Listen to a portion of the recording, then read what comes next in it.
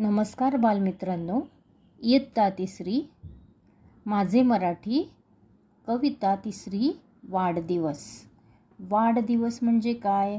तर आपला जन्मदिवस म्हणजे आपला जन्म होतो त्या दिवसाला आपण वाढदिवस असे म्हणतो. चला तर मग करूया या कवितेचे वाचन. आज ईशानचा वाढदिवस. महक, साहिल, इशिता वाढदिवसाला या.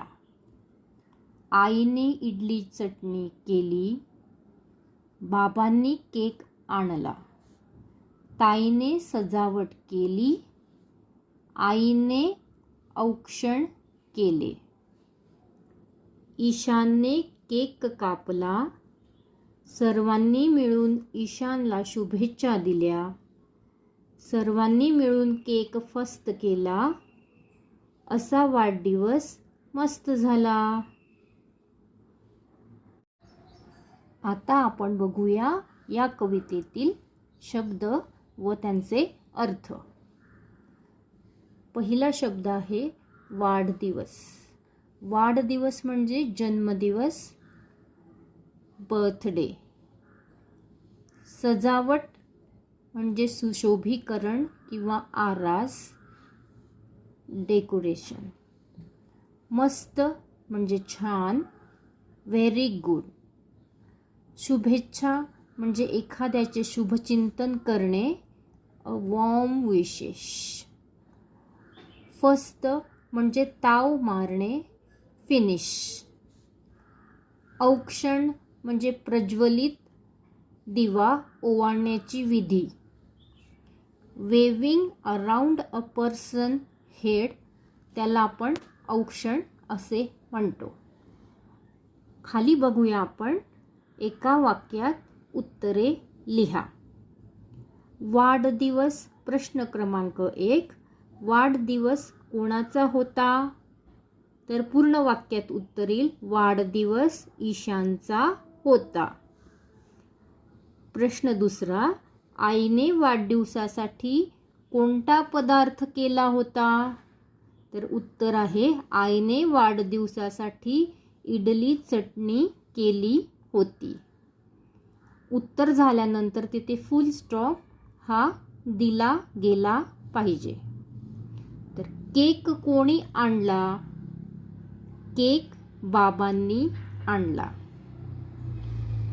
ताईने वाढदिवसाच्या दिवशी काय केले? तर ताईने वाढदिवसाच्या दिवशी सजावट केली. हा झाला आपला प्रश्न क्रमांक 1 पूर्ण. आता बघूया प्रश्न क्रमांक 2. ईशानच्या मित्रमैत्रिणींची नावे लिहा. उत्तर आहे महक, साहिल, इशिता. प्रश्न क्रमांक 3. रिकाम्या जागी योग्य शब्द लिहा. एक छोटासा पॅराग्राफ इथे लिहायचा आहे. तुम्ही तुमच्या स्वतःबद्दल यामध्ये लिहायचं आहे. मी इथे ईशानचा वाढदिवस कविता आहे म्हणून ईशानच्या नावाने इथे हा पॅराग्राफ तयार केलेला आहे. तर बघूया माझा वाढदिवस. तर माझे नाव, इथे तुमचे स्वतःचे नाव लिहायचे आहे. मी ईशान हे नाव लिहिलेले आहे. ईशान आहे. ज्या दिवशी तुमचा वाढदिवस आहे ती तारीख इथे लिहायची आहे. मी इथे 7 मे या दिवशी माझा वाढदिवस आहे. पुढील वाक्य आहे वाढदिवसानिमित्त आई बाबा मला नवीन डॅश डॅश घेतात. इथे मी कपडे हा शब्द लिहिलेला आहे. तर मला आवडणारी डॅश डॅश आणतात. डॅश डॅश म्हणजे मिठाई किंवा खेळणी सुद्धा आपण लिहू शकतो. तर माझ्या मित्रमैत्रिणींना घरी बोलावतात.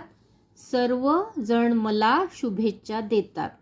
माझ्या मित्र डॅश डॅश, माझ्या मित्रमैत्रिणींना. इथे हा शब्द लिहायचा आहे. मुलांनो, या कवितेमध्ये औक्षण हा शब्द आला आहे. तर औक्षण ही एक भारतीय प्रथा आहे. औक्षण हे शुभ मानले जाते. लग्न कार्याच्या वेळी अथवा इतर शुभप्रसंगी देवाची मूर्ती, आरती किंवा ज्याचे मंगल कार्य असेल त्याच्या तोंडाभोवती सुवासिनीने ओवाळण्याच्या क्रियेला औक्षण असे म्हणतात. आता तुम्ही म्हणाल हे औक्षण का केले जाते?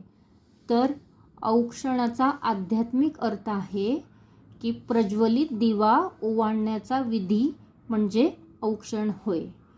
आता प्रज्वलित दिव्याच्या मदतीने पृथ्वीवर आणलेल्या देवी देवतांचे स्वागत आपण करत असतो. तुम्ही बघत असाल आपण प्रत्येक सणाला किंवा पूजा किंवा कोणतेही इष्टदेवतेचे कार्य असेल तेव्हा आपल्याकडे आपली आई औक्षण करते. तर तुम्हाला ही कविता व याचा अर्थ समजून घेतला असेल व तुम्हाला आवडला असेल तर लाईक आणि सबस्क्राईब करा. धन्यवाद.